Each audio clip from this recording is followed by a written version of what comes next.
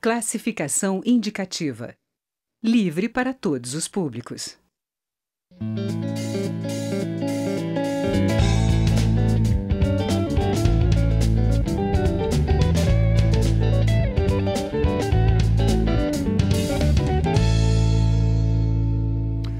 A crise em cadeia, detonada pela greve dos caminhoneiros, provocou o posicionamento imediato de setores da esquerda, como o PSOL, partido do deputado Ivan Valente, de São Paulo, e tem ido à tribuna para criticar com firmeza a incompetência do governo Temer na condução das negociações, se posicionar a favor da redução dos preços dos combustíveis e contra a repressão militar aos caminhoneiros.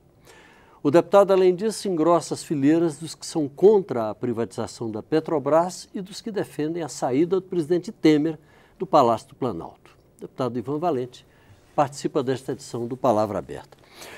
Deputado, a crise ela se espraia em várias frentes, mas de repente houve essa ebulição, né, a partir da paralisação dos caminhoneiros. O que o senhor vislumbra para o futuro? Olha, eu acho que essa paralisação dos caminhoneiros, ela foi assim o ponto de viragem, né, da demonstração da incapacidade desse governo, né, da sua política de privatizações levando a um colapso, porque a principal questão dessa greve é a política de preços da Petrobras, que é tocada por um executivo, um burocrata, um CEO de empresa privada, é disso que se trata, né, querendo demonstrar para os investidores e acionistas internacionais da Petrobras que a Petrobras mudou a serviço deles. Então, administrar a Petrobras, uma estatal brasileira, como se fosse a Shell ou a Exxon. Porque essa é a crítica que mais a gente ouve por aqui, que esse furor em direção ao lucro foi um dos grandes combustíveis da crise. Certamente, porque os números falam mais alto, Paulo, entende? Os números. Então, eu digo para você o seguinte, o lucro da Petrobras, num litro de diesel, nessa demonstração, ela é de 160%. 160%. Se ela fosse de 50%, né, então um preço de óleo diesel litro é 0,93 de custo. A Petrobras está vendendo a 2,33. Se ela tivesse uma margem de lucro de 50%, ela seria 1,40. 1,40. Na bomba, então, o diesel seria 2,60 e poucos. Mas nem a indústria nem o comércio praticam preços desse tipo, de ganhar 50% em cima de qualquer produto ou de qualquer serviço. Isso eu já estou falando porque eles querem demonstrar que a Petrobras agora conseguiu juntar 40 bilhões. Para quem? Para os acionistas. Veja, outro dado desta crise. O refino... Mas levou uma pancada de 100 bilhões, uma crise. Exatamente. Será que compensou? Não compensou. É aí que está. Por exemplo, o problema do refino, por que o preço sobe? Porque ele está atrelado ao dólar, entende? E ao mercado internacional do petróleo. Então tem uma crise internacional, ele sobe. Por quê?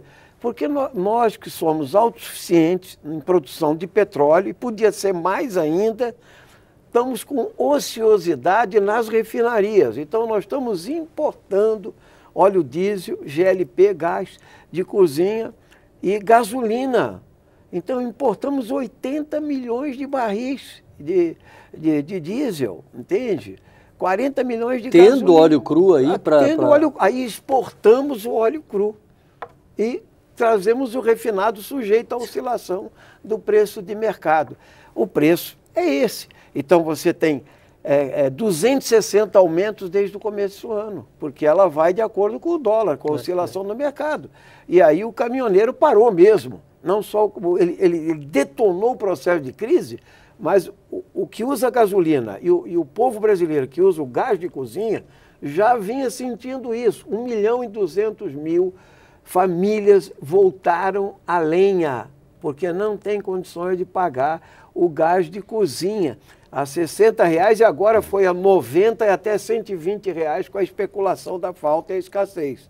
Então, essa foi a política produzida pela Petrobras.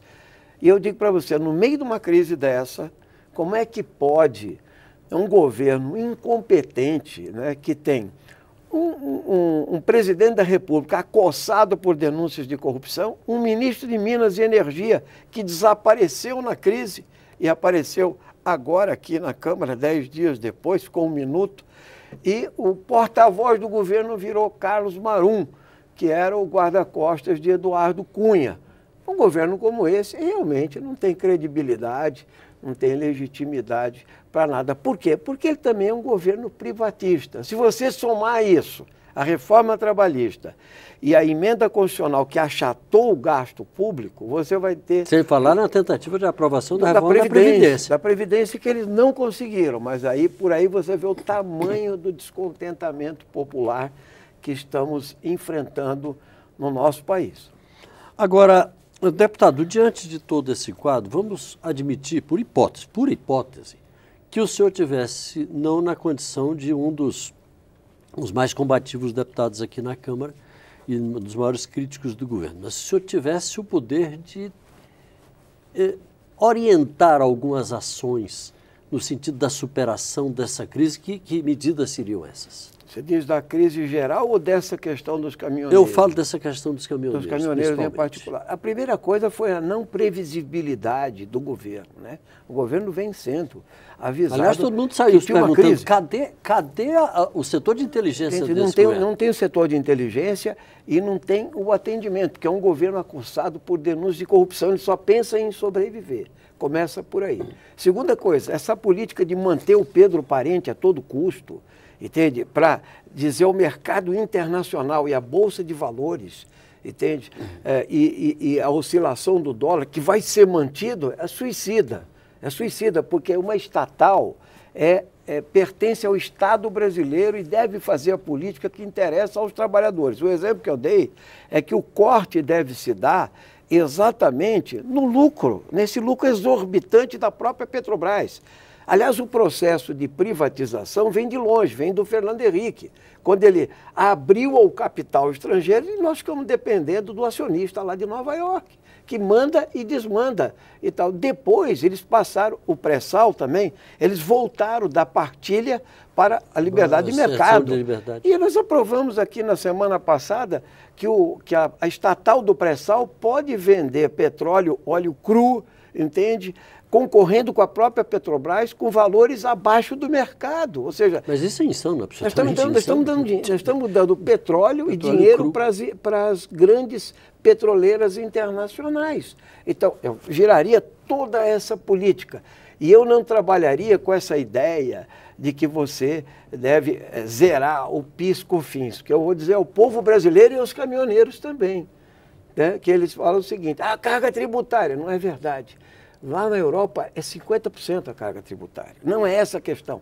E o PIS/COFINS aqui, ele é base para a Seguridade Social. Ele forma o orçamento da Seguridade. Ou seja, vai cair nas costas dos trabalhadores e vai dizer, precisa de reforma da Previdência. Quem é o primeiro a ser atacado? O trabalhador de baixa renda. Deputado, então não é por aí também, entendeu? Você tem que atacar por onde tem que ser atacado. Agora, deputado, há de se convir que há uma questão de segurança nacional quando se impede o trânsito de produtos que são essenciais, por exemplo, para hospitais, não é? Para o dia a dia das pessoas, para sobreviver, para alimentação, para crianças, para creches, etc, etc, etc. O que é que o senhor diria aos que estão ainda fechando as rodovias brasileiras e mantendo essa paralisação? A primeira questão é que os caminhoneiros têm razão que o aumento do preço do diesel explodiu e acabou com o seu rendimento. Então, que o frete não acompanha porque tem uma big crise e eles tiveram um financiamento anterior que aumentou a oferta de caminhões, né? Segundo, tem o caminhoneiro autônomo, né? Mas tem a transportadora também que está atrás, que é, na verdade, um lockout patronal. Isso é verdadeiro, né? Mas o trabalhador autônomo que fechou a estrada no desespero, é evidente que ele tem que dialogar com a sociedade. A sociedade está precisando de medicamento, de um insumo e tal, ele tem que levar em consideração isso, né? E segundo, ele não entrar nesta lógica. A reivindicação deles primeiro devia ser derrubar o Pedro Parente e a sua política. Começar por aí. Entendeu? Quero a cabeça desse sujeito. Entende? E essa política que é defendida por grandes setores do capital financeiro e da mídia também, da grande mídia brasileira. Então, o que acontece é o seguinte, o caminhoneiro, o que ele não pode é ser reprimido. E, por outro lado, ele não pode aceder, não pode, não deve, entende? Porque é contra ele pegar esse pessoal que está distribuindo bandeira do Brasil e pedindo o golpe militar, de novo, intervenção militar no país. Militar, né? Isso é um absurdo, isso fala contra os trabalhadores e os seus direitos. Aliás, o seu próprio direito de greve, que eles estão fazendo, inclusive com essa paralisação. Uma coisa é uma coisa, outra coisa é outra coisa. Então, não tem repressão, acho que não é pela repressão, é pelo diálogo, pela negociação, pelo esclarecimento dos fatos e pela garantia de sobrevivência de todos os brasileiros. Então, tem esse limite, mas, por outro lado, nunca entrar nesta lógica de defender a volta da ditadura. Ditadura nunca mais. Nós que temos um pouquinho mais de idade sabemos como isso começa e como é que termina. Deputado, muito obrigado pela sua participação aqui com a gente. A você de casa, muito obrigado pela audiência. Um grande abraço e até a próxima.